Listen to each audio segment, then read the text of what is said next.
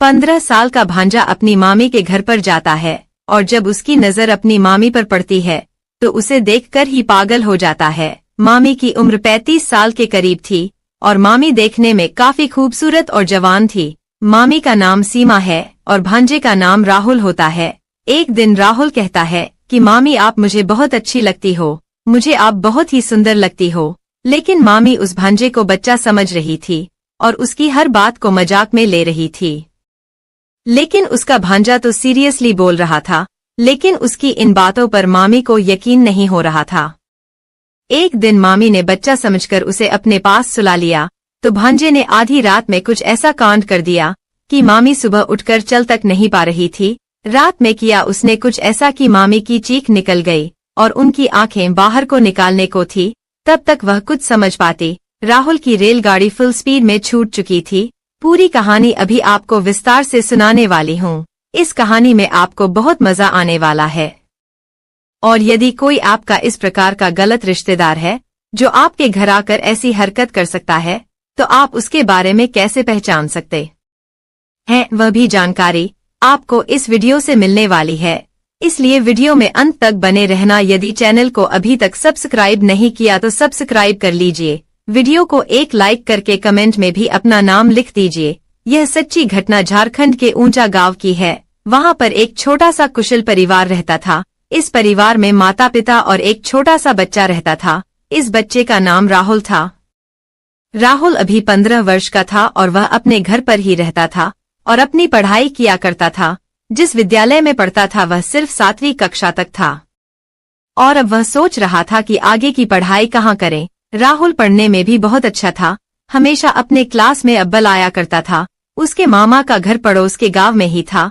तभी उसकी माँ कहती है कि राहुल अपने मामा के घर चला जा और वहाँ के स्कूल में एडमिशन करवा ले और वहाँ रहकर वहीं पर ही अपनी पढ़ाई पूरी कर ले। वहाँ से स्कूल नजदीक ही है और पैदल भी तू जा सकता है। उसके बाद राहुल की माँ उसे उसके मामा के घर छोड़ आती है और अपनी भाभी से कहती है कि भाभी मेरे बेटे राहुल का अच्छे से ख्याल रखना और इसकी देखभाल अच्छे से करना और खाना पीना आदि भी टाइम से देती रहना।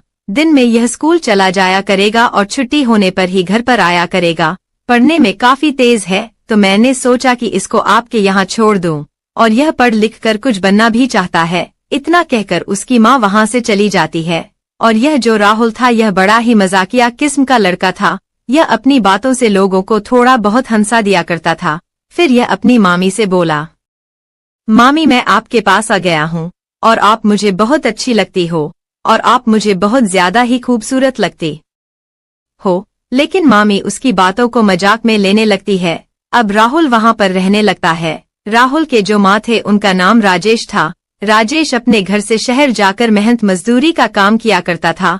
वह ईंट के भट्टे पर दिहाड़ी मजदूरी का काम किया करता था और राहुल की मामी सीमा वह घर पर ही रहा करती थी। राहुल की मामी सीमा देखने में बहुत ही खूबसूरत थी और उनका कोई बच्चा भी नहीं था। एक दिन राहुल बैठा हुआ पढ़ाई कर रहा था। तभी एकदम से उसके मन में मामी के लिए कुछ आ जाता है और फिर अपनी मामी को अपने पास बुला लेता है। और उसकी मामी जब उसके पास आ जाती है तो वह अपनी मामी से कहता है कि मामी आपको आज तक बच्चा क्यों नहीं हुआ। और वह बोला मेरा कोई भाई या बहन अब तक क्यों नहीं आया, आप ऐसा क्या करती हैं मामा के साथ जो आपके बच्चे नहीं है। फिर उसने कहा मामी मैं आपको बच्चा दे दूंगा। उसकी बात सुनकर उसकी मामी हंसने लगती है और वहाँ से चली जाती है। अब मामी का काम था रोजाना उसका टिफिन बनाना और उसको स्कूल तक छोड़ कर आना। क्योंकि मामी राहुल को बहुत ही ज्यादा मानती थी। इसके पीछे यह कारण यह भी था कि उनका अपना कोई बच्चा नहीं था। वह रोजाना राहुल को स्कूल छोड़ने जाती थी। स्कूल लगभग 1 किलोमीटर दूर था, फिर भी वह पैदल उसे छोड़कर आती थी और फिर छुट्टी के टाइम उसे लेने भी जाती थी। उनका जो पति था वह सुबह काम पर निकल जाता था और शाम को ही घर पर आता था। एक दिन की बात है, उसका पति राजेश दोस्त के यहाँ शादी में जाता है। उसका पति कहता है कि सीमा आज मैं घर पर नहीं आऊंगा, मैं अपने दोस्त के यहाँ शादी में जा रहा हूँ। तुम और राहुल अच्छे से घर पर रहना और खाना खाकर सो जाना। हो सकता है मुझे टाइम लगे, मैं शायद 2 दिन के बाद आऊं क्योंकि मेरे दोस्त के यहाँ आज हल्दी है और कल शादी है। बारात आने पर ही मुझे घर वापस आने को मिलेगा। तुम लोग घर पर अच्छे से रहना और खाना पीना समय से खाते रहना। इतना कहकर राजेश घर से निकल गया। जब उसका पति घर पर नहीं होता है तो सीमा अपने भांजे राहुल से कहती है कि राहुल, आज तुम अकेले मत सोना, आज तुम मेरे पास सो जाना, नहीं तो तुम डर जाओगे। तुम्हारे मामा आज घर पर नहीं आएंगे, वह एक शादी में गए हुए हैं।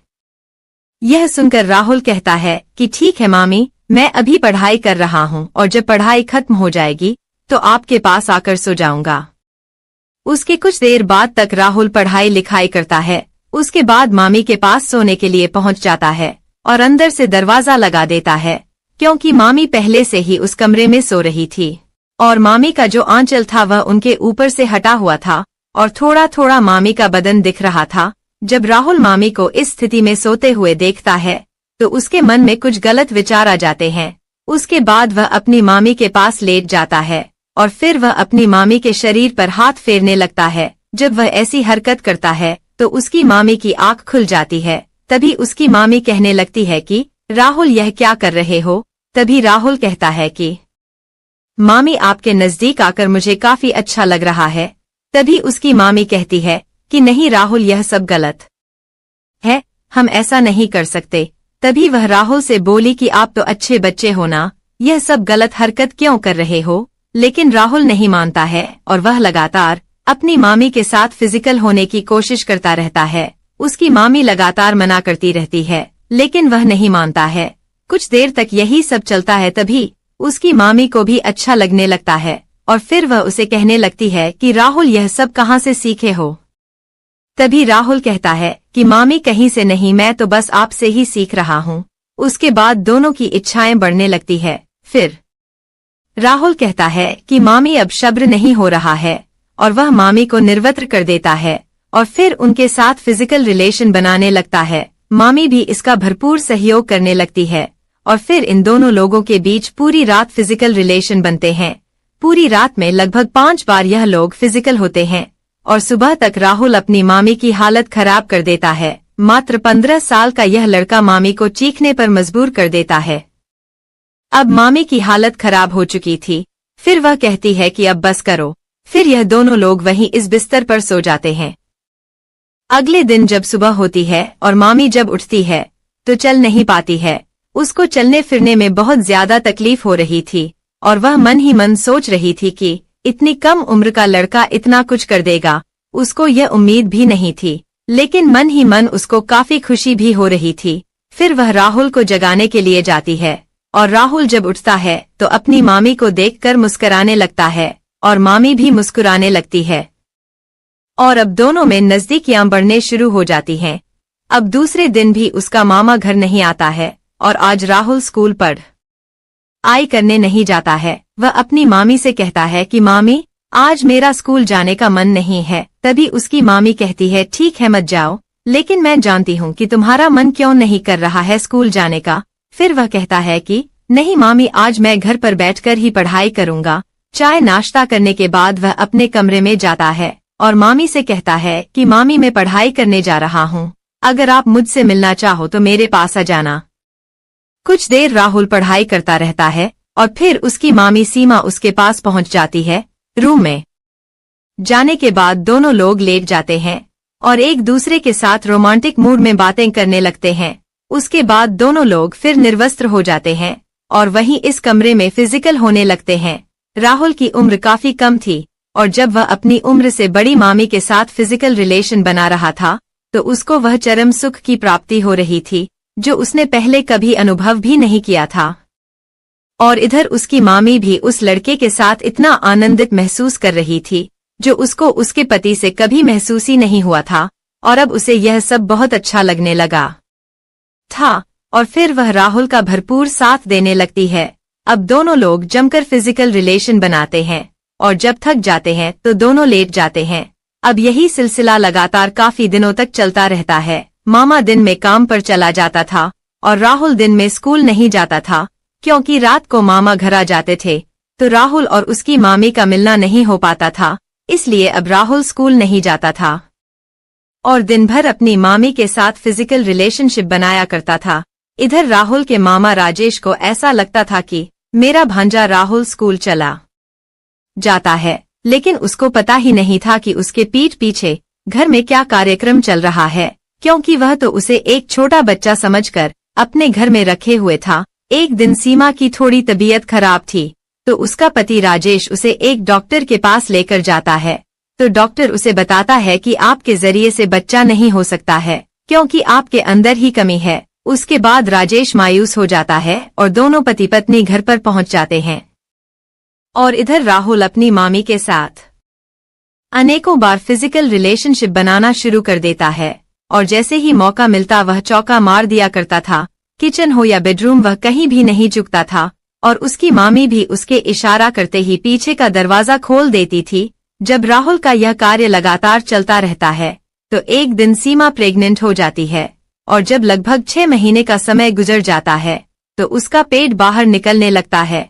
तब उसके पति को इस बात का पता चलता है, तो उसका पति हैरान हो जाता है, और वह अपनी पत्नी सीमा से कहता है कि मुझे तो डॉक्टर ने बताया था कि तुम हारा कोई बच्चा नहीं हो सकता, तो फिर यह सब कैसे हो गया।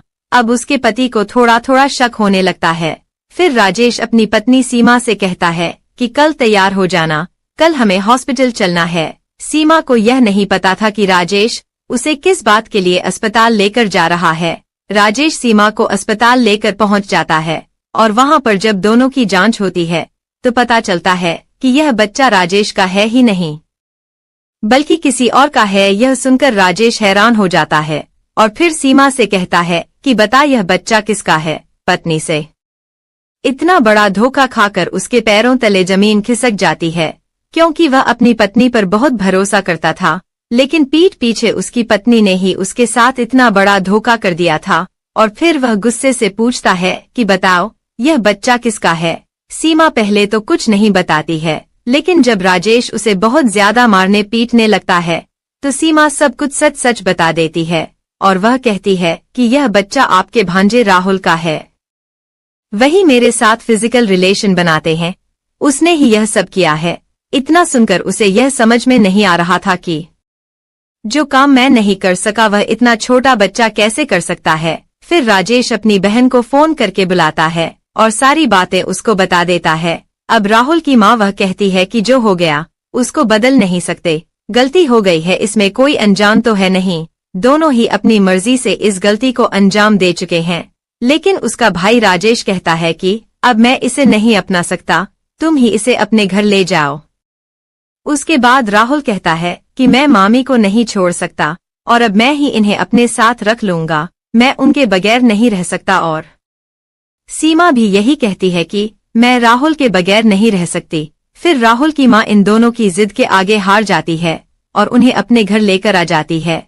और फिर धीरे धीरे कुछ समय बीत जाता है और अब 9वां महीना आ जाता है। उसके बाद सीमा को एक सुंदर सा बेटा होता है, और जब इतने छोटे लड़के का एक बेटा होता है तो यह देखकर सारे गांव वाले बहुत ही हैरान हो जाते हैं।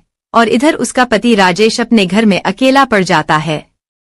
घर उसको काट खाने को दौड़ता है, अपने घर पर अकेला रहता है, और उधर उसकी पत्नी अपने बच्चों के साथ खुश रहती है। इस कहानी को सुनकर आपको कैसा लगा, इसमें किसकी गलती लगी, अपनी राय कमेंट में जरूर दीजिएगा। मैं आपके जवाब की प्रतीक्षा करूंगी। आपकी राय पढ़कर मुझे बहुत अच्छा लगता है। दोस्तों, इस कहानी को सुनाने का उद्देश्य किसी के दिल को ठेस पहुंचाना नहीं है, किसी की भावनाओं को ठेस पहुंचाना नहीं है, किसी भी प्रकार की अनैतिकता या अश्लीलता को बढ़ावा देना नहीं है। यह कहानी एक शैक्षिक संदेश देकर समाज में हो रहे इस प्रकार के मुद्दों के प्रति जागरूकता लाने के उद्देश्य से प्रस्तुत की गई है। इस कहानी के माध्यम से हम एक शैक्षिक संदेश देकर इस प्रकार की घटनाओं के बारे में जागरूकता फैलाना चाहते हैं, और आशा करते हैं कि सभी लोग अपने अपने घरों में सावधान रहें, सतर्क रहें और सुरक्षित रहें। मिलते हैं किसी और इसी प्रकार की कहानी में। कहानी अगर आपको पसंद आई तो अपने दोस्तों और रिश्तेदारों को ही भेज दीजिएगा। जय हिंद, जय भारत। नमस्ते दोस्तों, आज की इस कहानी में आपका स्वागत है। मैंने कभी सोचा भी नहीं था कि स्कूल से घर लौटने पर मुझे ऐसा नजारा देखने को मिलेगा। मुझे लगा था कि घर पर सिर्फ मैं अकेला ही रहूंगा, लेकिन जो मैंने अपनी सौतेली माँ के कमरे के थोड़े खुले दरवाजे के पीछे जो देखा, उसने मुझे हैरान कर दिया। वो पल इतना अंतरंग और नियंत्रण से बाहर था कि मेरी पूरी दुनिया एक पल में बदल गई। इसके बाद जो हुआ उसने हमारे बीच सब कुछ बदल दिया, कुछ ऐसा जो हम दोनों कभी नहीं भुला सकते। तो दोस्तों, साथ बने रहिएगा, क्योंकि मैं आपको बताऊंगा कि यह सब कैसे एक ऐसी रात में तब्दील हो गया जिसे मैं कभी नहीं भूलूंगा। मैं अभी अभी स्कूल से घर आया था। दिन भर की थकान मुझे ऐसे महसूस हो रही थी जैसे मेरा भारी बैग मेरे कंधों पर लदा हो। घर में अजीब सी खामोशी थी, बस फ्रिज की हल्की सी आवाज गूंज रही थी। देर दोपहर की सुनहरी धूप फर्श पर लंबी किरणें बिखेर रही थी और सब कुछ शांत सुकून भरा लग रहा था। ऐसा लग रहा था कि जैसे मैं बिल्कुल अकेला हूं। फिर मैंने अपना बैग सोफे पर फेंक दिया, ये सोचते हुए कि पहले कुछ खाऊंगा और फिर थोड़ी देर आराम करूंगा, इससे पहले कि कोई और घर आता। जैसे ही मैं रसोई की ओर बढ़ा, एक आवाज ने मेरा ध्यान खींच लिया। एक धीमी आवाज, लेकिन साफ सुनाई दे रही थी। फिर मैं एक पल के लिए रुक गया, समझ नहीं पा रहा था कि मैं क्या सुन रहा हूँ। वो आवाज धीमी थी, जैसे कोई हल्की सी गुनगुनाहट या फुसफुसाहट, लेकिन उसमें कुछ अलग था, कुछ अंतरंग, प्रभावित करने वाला। फिर मैंने और ध्यान से सुना, यह जानने की कोशिश करते हुए कि यह आवाज कहाँ से आ रही थी। वो आवाज बहुत तेज नहीं थी, लेकिन उसमें कुछ ऐसा था जिसने मुझे बेचैन कर दिया। धीरे धीरे संभलते हुए मैंने हॉल में कदम रखा। मेरे पैर फर्श पर कोई आवाज नहीं कर रहे थे। जैसे मैं आवाज की दिशा के पास पहुंचा, तब मेरी सौतेली माँ के कमरे का दरवाजा थोड़ा खुला हुआ था। बस इतना खुला था कि मुझे बिस्तर का किनारा और उससे आगे का एक हिस्सा दिखाई दे रहा था। मुझे नहीं देखना चाहिए था, ये मुझे पता था कि नहीं देखना चाहिए था, लेकिन कुछ मुझे उस दरवाजे की ओर खींचे जा रहा था। मेरी जानने की इच्छा मुझे मजबूर कर रही थी। फिर मैं थोड़ा और झुककर दरवाजे के उस छोटे से दरार से झांका। तभी मैंने देखा कि मेरी सौतेली माँ बिस्तर पर लेटी हुई थी। उसकी पीठ थोड़ी मुड़ी हुई थी, उसकी आंखें बंद थीं और वो पूरी तरह से आनंद में डूबी हुई थी। एक पल के लिए मैं हिल भी नहीं पाया। मैं वहीं खड़ा रहा, मेरी सांसें रुक सी गईं, जैसे मैं जो देख रहा था उसे समझने की कोशिश कर रहा था। वो खुद को छू रही थी, उसकी उंगलियां धीरे धीरे और बिना रुके एक लय से हिल रही थीं और उसकी धीमी धीमी कराहें उसके होंठों से निकल रही थीं। यह दृश्य मेरे भीतर के गहराई तक उतर गया, कुछ ऐसा जो मैंने पहले कभी महसूस नहीं किया था। अब अचानक से देख मेरी धड़कन तेज हो गई। मेरा दिल जोर जोर से धड़कने लगा और मेरे शरीर में गर्मी की एक लहर दौड़ गई। मुझे वहां से चले जाना चाहिए था, चुपचाप पीछे हट जाना चाहिए था और ऐसा दिखावा करना चाहिए था कि मैंने कुछ नहीं देखा। लेकिन मैं हिल भी नहीं पा रहा था। मैं वहीं खड़ा रहा, मेरी आंखें उस पर जमी हुई थी।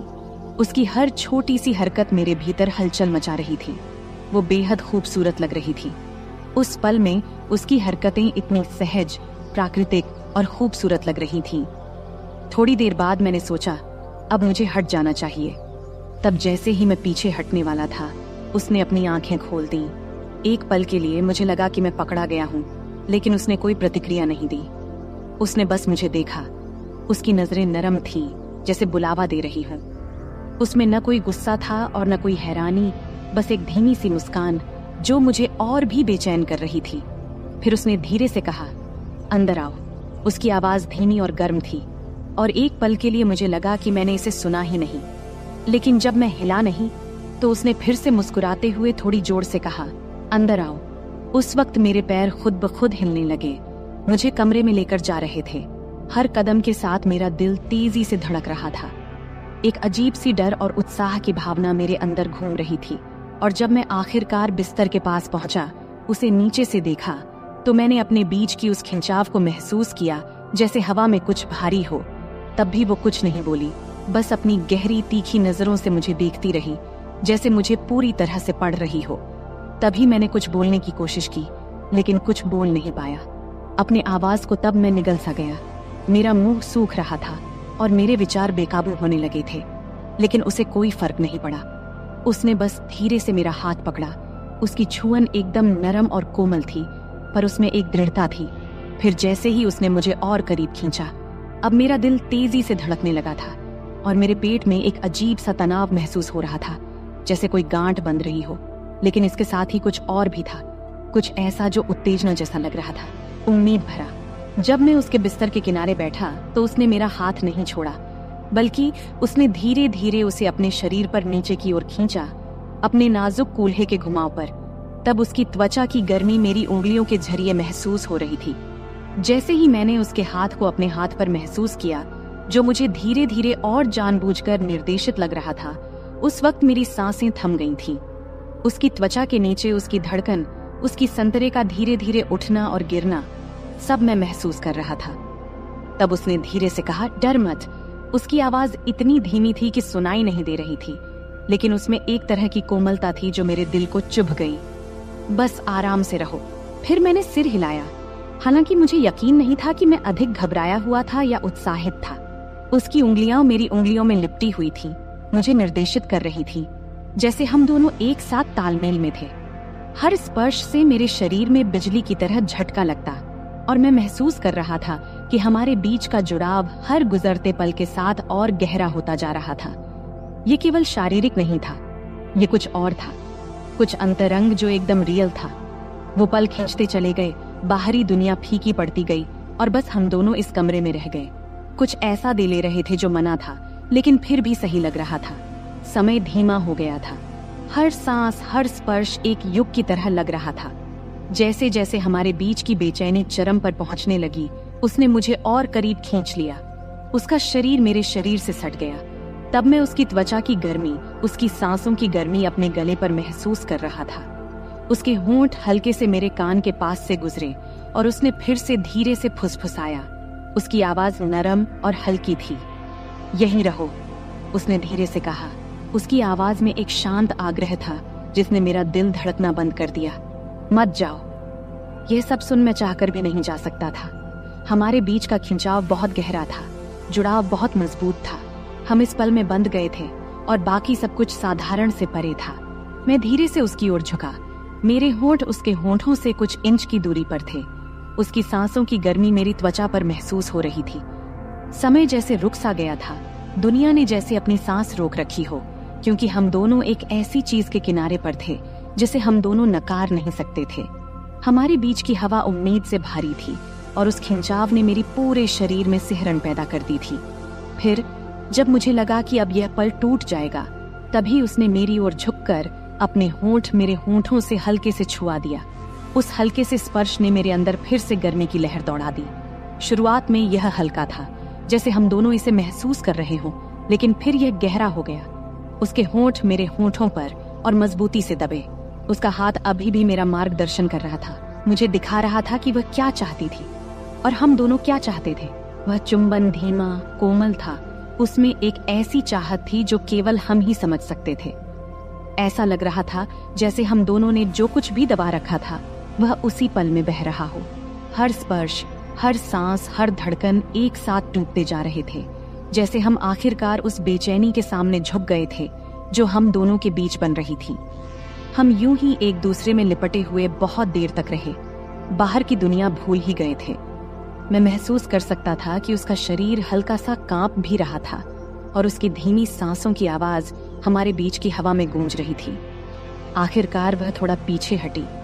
तब उसका माथा मेरे माथे से टकरा रहा था। उसकी आंखें आधे बंद थीं, आधे खुली थीं, जैसे वह अपनी सांसें संभाल रही हो। तब मैंने उसके होंठों पर एक हल्की सी मुस्कान देखा, जिसमें एक तरह की संतुष्टि थी जिसने मेरे दिल को खुशी से भर दिया था। तुम ठीक हो? उसने धीरे से पूछा। उसकी आवाज मुश्किल से सुनाई दे रही थी, लेकिन उसमें एक ऐसी कोमलता थी जिसने मुझे सुरक्षित और अपनापन महसूस कराया। मैंने हाँ सिर हिलाया, क्योंकि शब्द मेरे मुंह से नहीं निकल रहे थे। वह फिर से मुस्कुराई। उसकी उंगलियां मेरे बालों के बीच हल्के से गुजरते हुए उसने एक बार फिर मेरी ओर झुककर मेरे गाल पर हल्के से अपने होंठ छुआ दिए और फिर पूरी तरह से पीछे हट गई। कमरे में अब एक गर्म, शांत माहौल था। जो तनाव पहले था, वह अब एक कोमल, चमकदार संतुष्टि में बदल गया था। हम दोनों ने काफी देर तक कुछ नहीं कहा, बस यूं ही बैठे रहे। हमारी सांसें धीरे धीरे सामान्य हो रही थीं। हमारे बीच की गर्मी अब कुछ और नरम, अधिक अंतरंग हो गई थी। फिर उसने अपना सिर मेरे कंधे पर रख दिया और मैंने अपना हाथ उसके चारों ओर लपेट लिया और उसे करीब खींच लिया, जैसे हम इस धीमी ढलती रोशनी में बैठे थे। घर की हल्की फुल्की आवाजें हमें घेर रही थीं। जो कुछ भी हमारे बीच था, वह नया, नाजुक और पूरी तरह से अचानक ही हुआ था। लेकिन उस पल में इन सब का कोई मतलब नहीं था। बस इतना ही मायने रखता था कि हम यहाँ थे, कुछ ऐसा लेन देन कर रहे थे जो बेहद खास लग रहा था, कुछ ऐसा जो किसी भी कल्पना से परे था। और फिलहाल इतना ही काफी था। इस सब से हम दोनों के बीच की खामोशी धीरे धीरे कम हो रही थी। उधर खिड़की से छनछनाती आ रही धूप अब हल्की होने लगी थी। कमरे में एक नरम सुनहरी चमक बिखर रही थी, लेकिन अंदर हर चीज में एक अदृश्य ऊर्जा भरी हुई थी। जो कुछ भी अभी हुआ था उसकी गहराई वातावरण में बनी हुई थी, और भले ही हम दोनों में से कोई कुछ बोल नहीं रहा था, लेकिन ऐसा लग रहा था मानो हम दोनों किसी ऐसे पल का इंतजार कर रहे थे जो अभी तक पूरी तरह से वह हुआ ही नहीं हो। मैं महसूस कर सकता था कि उसका शरीर मेरे मुकाबले थोड़ा आराम करने लगा था, लेकिन जिस तरह से वह मुझसे और करीब आ रही थी, उसका हाथ धीरे धीरे मेरे सीने पर टिका हुआ था। ये साफ था कि हमारे बीच जो भी शुरू हुआ था वह अभी खत्म नहीं हुआ था। मेरा दिल अभी भी तेजी से धड़क रहा था। एक अजीब सी उत्तेजना और घबराहट मेरे भीतर दौड़ रही थी। उसकी उपस्थिति का हर हिस्सा मेरी चेतना पर हावी था। उसकी धीमी सांसें, उसकी त्वचा की गर्मी जो मेरी त्वचा के संपर्क में थी, और उसके परफ्यूम की हल्की खुशबू जो अभी भी हवा में बसी हुई थी। तभी उसने हल्के से अपना सिर घुमाया, तब उसके होंठ मेरे गले के पास हल्के से छू गए, जिससे मेरे शरीर में सनसनी दौड़ गई। वह स्पर्श हल्का था, मानो मैं वहां था ही नहीं, लेकिन उसने मेरे भीतर कुछ जगह सा दिया, एक धीमी जलती हुई चाहत। मैंने कुछ पल के लिए अपनी आंखें बंद कियां, फिर उस एहसास को अपने भीतर समाने दिया। फिर मैंने उसकी ओर देखा, तब उसकी आंखें मेरी आंखों से मिलीं, और इस बार उसकी निगाह में कुछ अलग था, कुछ गहरा, अधिक तीव्र। पहले की नरमी अभी भी वहां थी, लेकिन उसके नीचे एक भूख छिपी हुई थी जो मेरी ही तरह महसूस हो रही थी। उसने एक शब्द भी नहीं कहा, लेकिन जिस तरह से उसकी उंगलियां मेरी शरीर पर हल्के हल्के घेरे बना रही थीं, उसने मुझे सब कुछ बता दिया।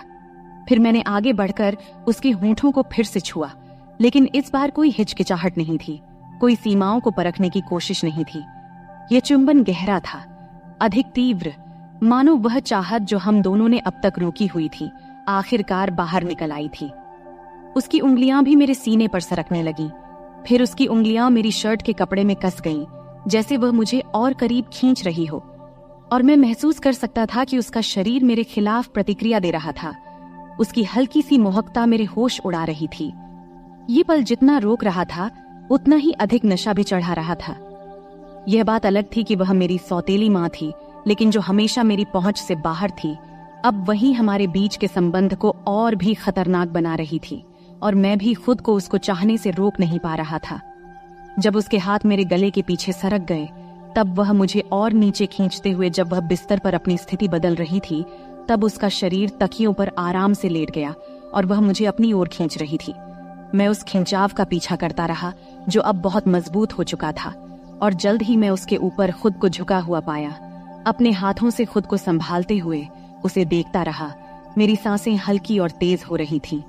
उसकी ऑरेंज भी तेजी से ऊपर नीचे हो रही थीं, लेकिन उसकी आंखें मेरी आंखों में ही टिकी हुई थीं, और उस पल में हमारे बीच की गर्माहट को महसूस किया जा सकता था। फिर उसने अपना हाथ ऊपर उठाया, हल्के से मेरे बॉडी की रेखा को छुआ, फिर उसने मुझे नीचे खींचा।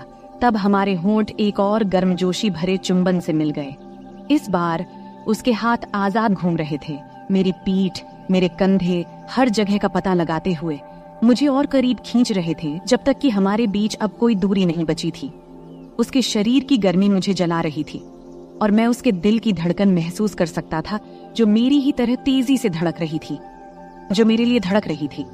तब मैंने अपना हाथ उसकी कमर पर नीचे की ओर सरकाया, उसकी त्वचा की नरमाहट को अपनी उंगलियों के नीचे महसूस किया, और जब मैंने उसकी शर्ट के किनारे पर पहुंचकर थोड़ी देर के लिए रुका, यह सोचकर कि कहीं मैं कोई सीमा पार तो नहीं कर रहा हूं, लेकिन उसने खुद को तब भी नहीं रोका, बल्कि उसने हल्का सा अपनी पीठ को मोड़ा, स्पर्श को और उत्साहित करते हुए। उसका शरीर मेरे शरीर की ओर प्रतिक्रिया दे रहा था, जिससे उसका कोई संदेह नहीं रहा था कि वह क्या चाहती थी। जब मेरी उंगलियां कपड़े के नीचे सरक गईं, और जब मैंने उसकी त्वचा की गर्माहट पर हाथ रखा, तो मैंने उसकी हल्की सी आहट सुनी, एक आवाज जिसने मेरे भीतर एक नई गर्माहट भर दी। तब उसके हाथ मेरे बालों में उलझ गए, मुझे और करीब खींचते हुए उसने चुंबन को और गहरा किया। उसके होंठ थोड़े खुले थे, मुझे अंदर बुलाने के लिए। उसकी स्वाद मादक थी, और मैं उसके शरीर में बसी हुई तानव को देख सकता था। जिस तरह से वह मेरे नीचे हिल रही थी, उसके हर स्पर्श में एक ऐसी तीव्रता थी कि अब और कुछ सोचना असंभव हो गया था। हम अब एक दूसरे में पूरी तरह खो चुके थे। हमारे बीच की हर दीवार गिर रही थी, जैसे हम उस चाहत को पूरा कर रहे थे जो आग इतने समय से सतह के नीचे सुलग रही थी। अब वापसी का कोई रास्ता नहीं था। इस एहसास का भार वातावरण में था, लेकिन हम में से किसी ने इसकी परवाह नहीं किया। केवल यह पल, ये जुड़ाव और ये अटूट खिंचाव जो हमें एक दूसरे की ओर खींच रहा था, यही अब मायने रखता था। उसके हाथ हर जगह थे, मेरे कंधों, बाजुओं और सीने की रेखाओं को महसूस कर रहे थे, मानो वह मुझसे भर नहीं पा रही थी। और मैं भी वैसा ही महसूस कर रहा था। जितना मैं उसे छूता, उतना ही मैं उसे और चाहता, और इस सब की तीव्रता लगभग असहनीय हो रही थी।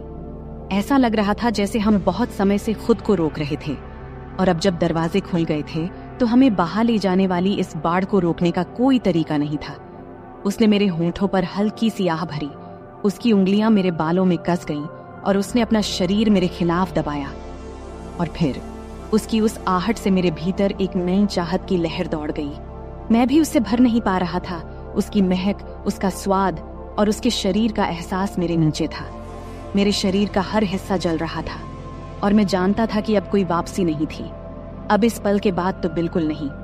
फिर मैंने पल भर के लिए खुद को पीछे खींचा, उसकी आंखों में देखा, जैसे मुझे यह सुनिश्चित करना था कि वह अभी भी मेरे साथ है या नहीं। तब मैंने उसकी आंखों में देखा, वह मुझे उतना ही चाहती है जितना कि मैं चाहता था। लेकिन उसकी आंखों में जो दिखा, उसने मुझे सब कुछ बता दिया। वहां कोई झिझक नहीं थी, कोई दूसरा विचार नहीं था। बस वही जलती हुई भूख जो शुरुआत से ही थी, मुझे आगे बढ़ने के लिए प्रेरित कर रही थी।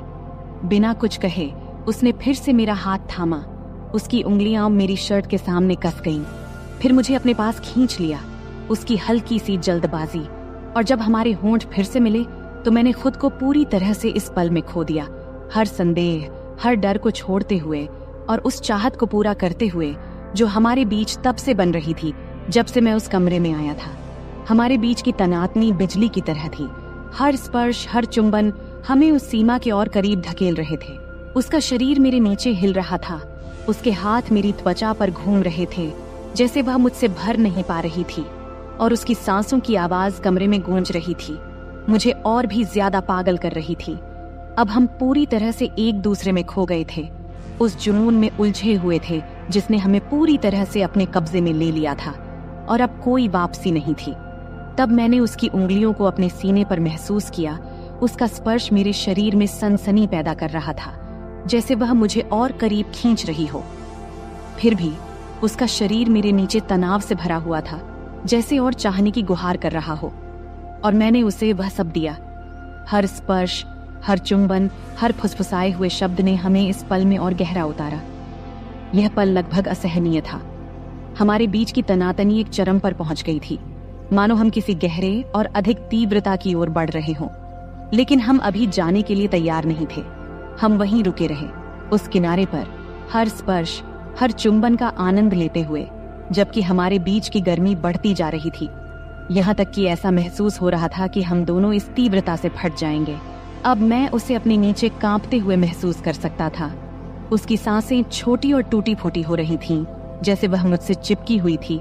उसका शरीर मेरे खिलाफ इस तरह दबा हुआ था जिससे मेरा सिर चकरा रहा था, और मैं जानता था कि वह भी वही महसूस कर रही थी, वही असहनीय तनातनी, वही राहत की बेताबी। लेकिन हम अभी वहां नहीं थे जहां होना चाहिए था, बल्कि हम अभी भी उस किनारे पर रुके थे, उस पल को खींचते हुए, उम्मीद को थोड़ा और बढ़ने देते हुए, जब तक कि वह सहन करने के काबिल न रहे। कमरा हमारी सांसों की आवाजों, हमारे नामों की फुसफुसाहटों और हमारे जज्बातों की खामोश से आहिस्ता आहिस्ता से भर गया था, जैसे हम उस जुनून के आगे झुक रहे थे जो इतने समय से हमारे बीच सुलग रहा था। यह पल परफेक्ट था, हमारे बीच का यह जुड़ाव, और जब मैंने उसे अपने करीब खींचा, हमारे शरीर एक साथ एक तालमेल में चल रहे थे, तब मुझे पता था कि इसके बाद कुछ भी वैसा नहीं रहेगा। फिर हमने एक सीमा पार कर ली। अब हम साधारण से बढ़कर कुछ खतरनाक में कदम रखा था, लेकिन मुझे अब किसी चीज की परवाह नहीं थी, क्योंकि उस पल में जब हम कुछ गहरे पल में कदम रख रहे थे, केवल वही मायने रखती थी। उसका स्पर्श, उसका चुंबन, उसके शरीर का एहसास, जैसे हम पूरी तरह से एक दूसरे में खो गए हों। और जब हम आखिरकार खुद को एक दूसरे में जाने देने लगे, चूंकि मुझे पता था कि यह तो बस अभी शुरुआत थी। तो दोस्तों, यह थी हमारी आज की छोटी सी कहानी। आपको यह कहानी कैसी लगी, कमेंट करके जरूर बताएं।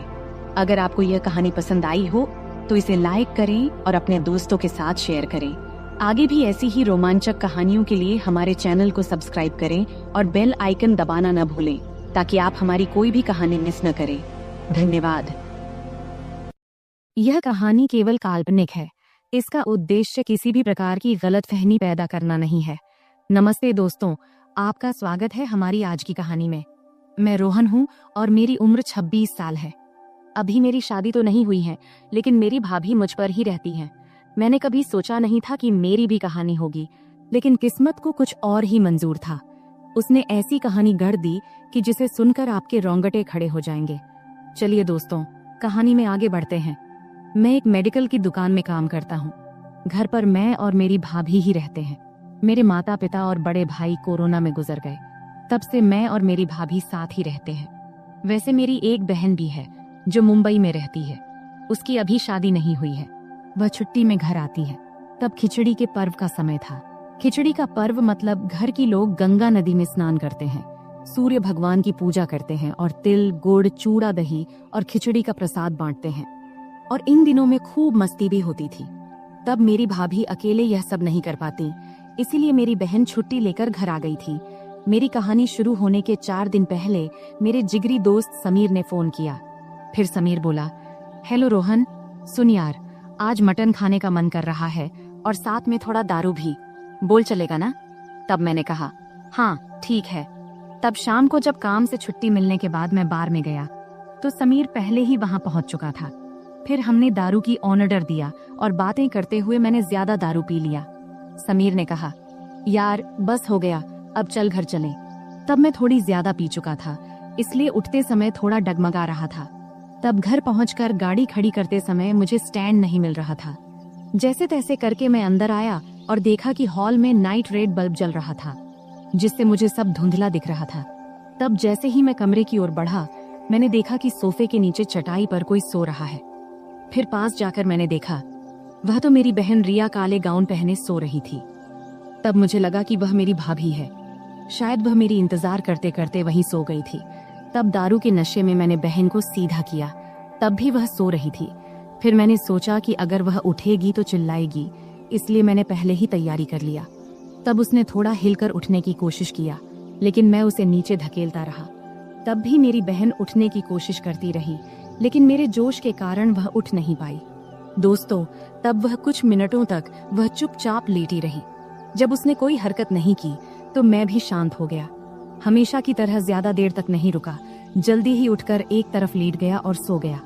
फिर सुबह के 4 बजे के करीब जब मुझे पेशाब के लिए उठना पड़ा तो मैं खुद को अस्वस्थ महसूस कर रहा था। तब नशा कुछ कम हो गया था। फिर जल्दी से कपड़े पहना, पेशाब किया और वापस जाके सो गया। फिर सुबह को मेरी भाभी ने मुझे उठाया।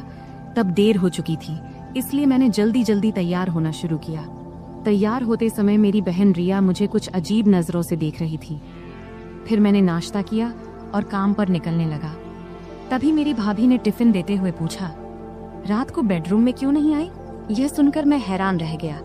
तब मैंने कुछ नहीं कहा और काम पर चला गया। रास्ते में जाते समय सोचने लगा कि रात को मैंने कुछ किया था क्या। उस दिन पूरे दिन भर यही ख्याल मेरे दिमाग में चलता रहा। फिर दोपहर को लगभग 2:30 बजे मेरी बहन रिया का फोन आया। रिया बोली, हेलो भैया, कहाँ हो? मैंने जवाब दिया, काम पर हूँ। क्यों? रिया ने कहा, मुझे आपसे मिलना है, मैं वहीं आ रही हूँ। तब आई ने कहा, ठीक है, आ जाओ। फिर थोड़ी देर बाद रिया आई। फिर मैं दुकान के बाहर उससे मिलने गया। तब वह एक कोने में खड़ी थी। फिर मैंने उससे पूछा, क्यों, क्या काम है? रिया ने जवाब दिया, आपको सच में नहीं पता मैं क्यों आई हूँ? तब मैंने कहा, पहले ही मेरा सिर दर्द कर रहा है। तब रिया बोली, भैया किस बात से आपका दर्द हो रहा है? ज्यादा सोने से या कुछ और? तब मैंने जवाब दिया, रात को ज्यादा सोने से। तभी रिया बोली, या फिर कुछ और करने से भैया? तब उसके सवालों से मुझे समझ में आया कि रात को कुछ जरूर हुआ था। उसने आगे कहा, तुम्हें सच में नहीं पता कि रात को क्या हुआ? तब उसकी बातों में गुस्सा नहीं था, लेकिन एक अजीब सा एहसास था। फिर मैंने माफी मांगते हुए कहा, मुझे माफ कर दो, नशे में ऐसा हो गया। फिर मैं उसके पैरों में गिरने लगा, लेकिन उसने मुझे रोक दिया। रिया बोली, अरे क्या कर रहे हो भैया, लोग क्या कहेंगे? मैंने कहा, क्या करूं, मुझसे गलती हो गई। इस पर रिया बोली, रात को जो हुआ वह अब हो चुका है। पहले तो मुझे बहुत बुरा लगा, लेकिन फिर मैंने सोचा मैं भी एक औरत हूँ, मुझे भी वो सब चाहिए। इस पर तुरंत ही मैंने कहा, तुम्हारा क्या मतलब? रिया बोली, देखो भैया, मैं साफ साफ कह रही हूँ, रात को तुम मुझसे नजदीक आए, अब तुम्हें ही मुझे पूरा करना होगा। अब मैंने तुम्हारी भलाई के लिए दवाई भी ली है। मैंने कहा, लेकिन तुम मेरी बहन हो, ऐसा कैसे हो सकता है? रिया बोली, मैंने कई कहानियां पढ़ी हैं जिसमें भाई बहन का ऐसा रिश्ता होता है। मैं तुम्हें रोक नहीं रही हूँ, लेकिन अगर तुम मना करोगे तो मैं बाहर ही चली जाऊंगी। ये सुनकर मैंने कहा, ठीक है, लेकिन घर पर भाभी के रहते ये सब कैसे होगा? रिया बोली, मैंने उसे मायके जाने के लिए तैयार कर लिया है। रात को वह तुमसे पूछेगी तो तुम उसे जाने देना, फिर हम बात करेंगे। इस तरह मेरी भाभी अपने मायके चली गई और मैं सोचता रहा कि अब क्या करूं हमारे रिश्ते में। तब मैंने मोबाइल में बहन के कुछ फोटो देखने लगा। उसमें मुझे सब कुछ दिखा, लेकिन एक दिक्कत थी कि खिचड़ी के 14 दिनों में कैसे और क्या करेंगे। फिर मैंने गूगल पर सर्च किया। वहां मुझे पता चला कि अगर आपने उपवास रखा है तो कुछ नहीं करना चाहिए, लेकिन तब मेरे और बहन के उपवास नहीं थे। इससे हमारा रास्ता साफ हो गया। फिर जब रात को काम से लौटकर घर आया, फिर खाना खाते वक्त बहन ने बात छेड़ दी। वह बोली, सुनो भैया, भाभी कह रही है कि उसे मायके कितने दिन तक रहना है। मैंने पूछा, कितने दिनों के लिए बोली हो? रिया बोली, पूरे 14 दिनों के लिए। इस पर मैंने कहा, ठीक है, भाभी का थोड़ा आराम भी हो जाएगा, इससे भाभी भी खुश हो जाएगी और तुम भी। फिर खाना खत्म होने के बाद बहन ने बर्तन साफ किया और बाकी काम निपटाने लगी। वैसे यह सब काम मेरी भाभी का होता था, लेकिन अब उसके गैर मौजूदगी में यह सारा बहन को करना पड़ रहा था। अब बर्तन धोने के बाद रिया मेरे पास आकर बैठ गई। फिर रिया बोली, नाराज तो नहीं हो ना भैया तुम? मैंने कहा, नहीं नहीं, पहले मुझे गलत लगा, लेकिन बाद में सोचा कि अगर तुम तैयार हो तो मुझे क्या दिक्कत होगी। रिया बोली, तो आज रात? मैंने कहा, ठीक है, आज रात ही बात कर लेता हूँ, ताकि तुम भी आराम से रहो और मैं भी। तब हम दोनों ने सारे काम निपटाकर टीवी देखने बैठ गए। तभी रिया ने मुझे एक प्यारी सी मुस्कान दी और अंदर चली गई। तब मैंने अपने मन में कहा, अब रिया नहीं मानेगी, आज की रात बच्चे की जान लेके ही मानेगी। तब कुछ देर तक तो मैं वही बैठा रहा और रिया के बारे में सोचता रहा। फिर उठा और कमरे में चला गया। कमरे में घुसते ही एक सुखद गुलाबों जैसी खुशबू आई। तब माहौल बहुत अच्छा बना हुआ था। मैं बेडरूम में गया तो देखा कि बहन लाल रंग की साड़ी पहने हुई थी। तब वह बहुत सुंदर लग रही थी। तब मैं उसके पास गया, फिर हमारी आंखें मिलीं और हम दोनों थोड़े परेशान हो गए। तभी रिया बोली, अरे धीरे। मैंने कहा, इतनी मेहनत तो भाभी ने भी नहीं की थी जितनी तुम मर रही हो। फिर हम लगभग 15 मिनट तक इसी तरह बातें करते रहे। फिर मैंने उसे लिटा दिया। तभी रिया ने कहा, क्या यह सब ठीक तो रहेगा ना? इस पर मैंने कहा, रिया, यह सब पहले सोचना चाहिए था ना। खैर, अब तुम जैसा चाहो। फिर वह मेरे पास आकर लेट गई। तब उसने तेल की एक बोतल पास रखी थी। फिर मैंने उसे थाम लिया। रिया बोली, अब क्या? मैंने कहा, कुछ नहीं, चलो शुरू करते हैं। तब रिया ने मुझसे कहा कि उसका सपना था कि वह अपने पति या किसी दोस्त के साथ ऐसा करे, लेकिन उसका नसीब अच्छा था कि उसका सपना मेरे साथ पूरा हुआ। अब मेरी बहन वापस मुंबई चली गई है। अब जब भी पर्व त्योहार आता है तो पर्व के बहाने से वह मेरे पास आ जाती है। अब तो मेरी भाभी भी गर्भवती हो गई है और रिया ने इस समय उनकी बहुत मदद की है। वह भी एक अलग ही कहानी है, फिर कभी सुनाएंगे। तो दोस्तों, यह थी हमारी आज की छोटी सी कहानी। आपको यह कहानी कैसी लगी कमेंट करके जरूर बताएं। अगर आपको यह कहानी पसंद आई हो तो इसे लाइक करें और अपने दोस्तों के साथ शेयर करें। आगे भी ऐसी ही रोमांचक कहानियों के लिए हमारे चैनल को सब्सक्राइब करें और बेल आइकन दबाना न भूलें, ताकि आप हमारी कोई भी कहानी मिस न करें। धन्यवाद।